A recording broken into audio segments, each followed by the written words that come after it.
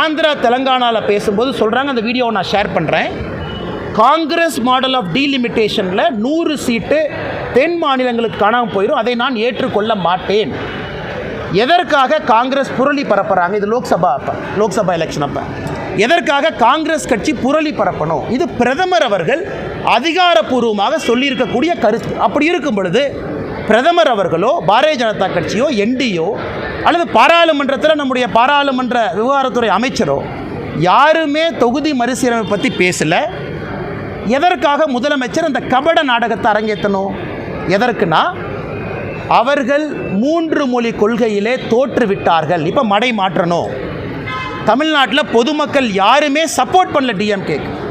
ஒரு 4 பேர் மட்டும் பெயிண்ட் டப்பாவை தூக்கிட்டு அங்கங்கே சுற்றிக்கிட்டு இருக்கிறாங்க.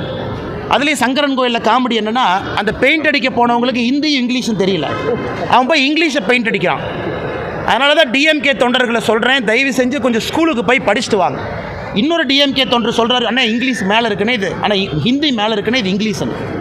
அதுக்கப்புறம் இங்கிலீஷை பெயிண்ட் அடிச்சுட்டு ஹிந்தி பெயிண்ட் அடிக்கிறாங்க. இதுதான் இன்றைக்கி டிஎம்கேல இந்த பெயிண்ட் டப்பாவை தூக்கக்கூடிய தொண்டர்களுடைய நிலைமை தான்.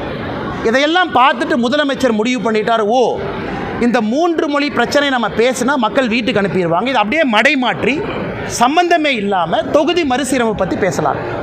அதனால் இதை நான் வன்மையாக கண்டிக்கிறேன். ஏன்னா முதலமைச்சர் அரசியல் பிரமாண சட்டத்தில் சத்திய பிரமாணம் பண்ணி வந்திருக்கிறாங்க. முதலமைச்சருடைய முக்கியமான வேலை மக்கள்கிட்ட பயத்தை ஏற்படுத்தக்கூடாது, மக்கள்கிட்ட அமைதி ஏற்படுத்த தான் முதலமைச்சருடைய முதல் வேலை. ஆனால் நம்ம முதலமைச்சர் எதற்காக பயத்தை ஏற்படுத்துகிறாங்க? இங்கே பாரதிய ஜனதா கட்சி இருக்குது, பிரதமர் மோடி அவங்க இருக்கும். பிரதமர் மோடி அதிகாரப்பூர்வமாக சொல்லியிருக்கிறாங்க, தென் மாநிலங்களுக்கு இந்தியாவில் எந்த மாநிலங்களுக்கும் பாதிப்பு வராது. ஏன் முதலமைச்சர் மறைக்கிறாங்க? அடல் பிகாரி வாஜ்பாய் அவர்கள் தான் 2001 வர இருந்த மறுசீரமைப்பை அடல் பிகாரி வாஜ்பாய் அவர்கள் என்டிஏ 2026 வரைக்கும் ஒத்தி வச்சார். கான்ஸ்டியூஷனல் அமெண்ட்மெண்ட் 1971 அவங்க சொல்கிறாங்க, 76 வந்துச்சு. அது 25 ஆண்டுகள். 2001 தொகுதி மறுசீரமைப்பு பண்ணியிருக்கணும். ஆனால் வாஜ்பாய் அவர்கள் 25 ஆண்டு ஒத்தி வச்சாங்க. அதான் 2026 வருது.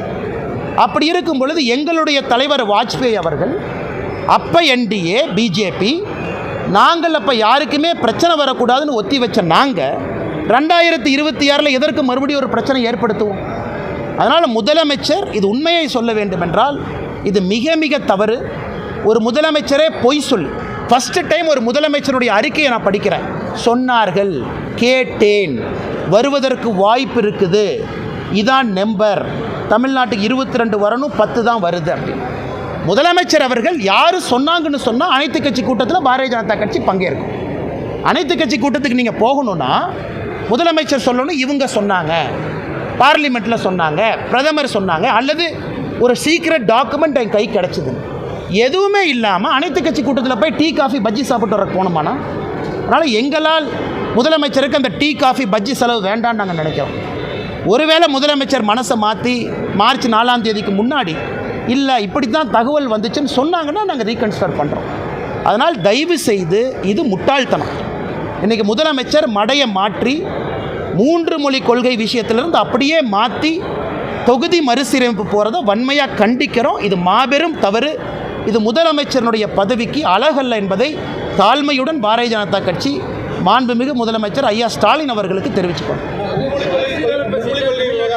அண்ணே ஒன்றா வரண்ணே,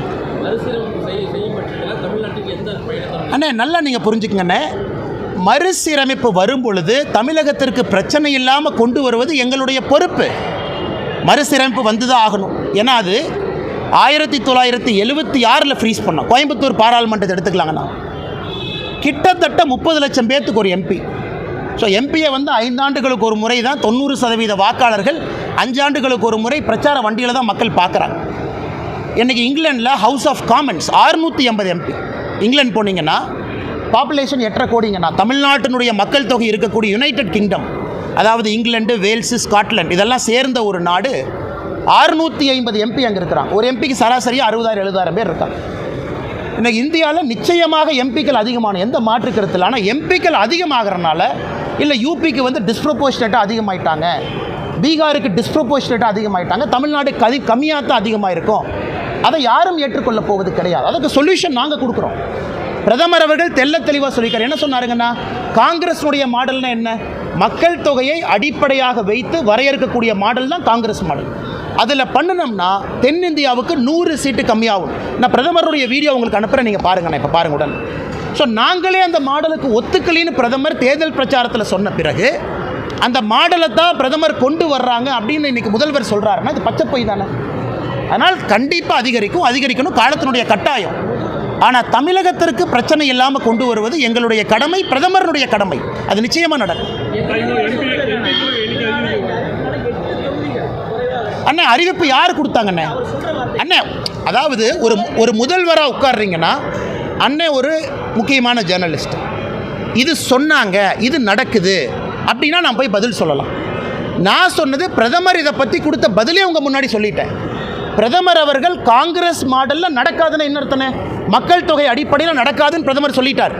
அப்படி பண்ணிங்கன்னா தென்னிந்தியாவுக்கு 100 சீட்டு கம்மியாகும், நார்த் இந்தியாவுக்கும் சவுத் இந்தியாவுக்கும் ப்ரொபோஷனேட்டாக. அப்படி இருக்கும் பொழுது முதலமைச்சர் கிளாரிஃபை பண்ண யார் அவருக்கு சொன்னா? அந்த விசித்திர மனுஷனை நானும் தொலைகிட்டு இருக்கேன். யார் அவருக்கு ஃபோன் பண்ணி தூக்கத்தில் அதிகாலையில் யார் சொன்னாங்க? யாருமே சொல்லலை. அப்படி இருக்கும் பொழுது மும்மொழி கொள்கையிலே அவர்கள் தோற்று விட்டார்கள் என்பதை டைவர்ட் பண்ணுறக்காக எதற்காக முதலமைச்சர் அவர்கள் புதுசாக அதை கையில் எடுக்கிறார்? அண்ணே, பிரச்சனை வரும்போது பேசிக்கோண்ணே, நாங்கள் சொல்லத்தானே போகிறோம். ஒரே நாடு ஒரே தேர்தல் அண்ணே, ஒரே நாடு ஒரே தேர்தல்ண்ணே உங்களுக்கு சொன்னோமா? எப்படி கொண்டு வருவோன்னு சொன்னோமா? அது வரைக்கும் என்ன பயந்துக்கிட்டீங்க? ஐயோ ஒரே நாடு ஒரே தேர்தல் வந்தால் இந்த அற்புதமான திமுக ஆட்சியை ஒரு வருஷம் இழந்துருவாங்களோ, இந்த மக்களுடைய முகத்தில் அமைதி போயிருமோ அப்படின்லாம் திமுக பயந்துட்டு இருந்தாங்க. நாங்கள் சொன்னோமில்ல, நேரம் வரும்பொழுது ஒரே நாடு ஒரே தேர்தல் எப்போ வரும்? 2026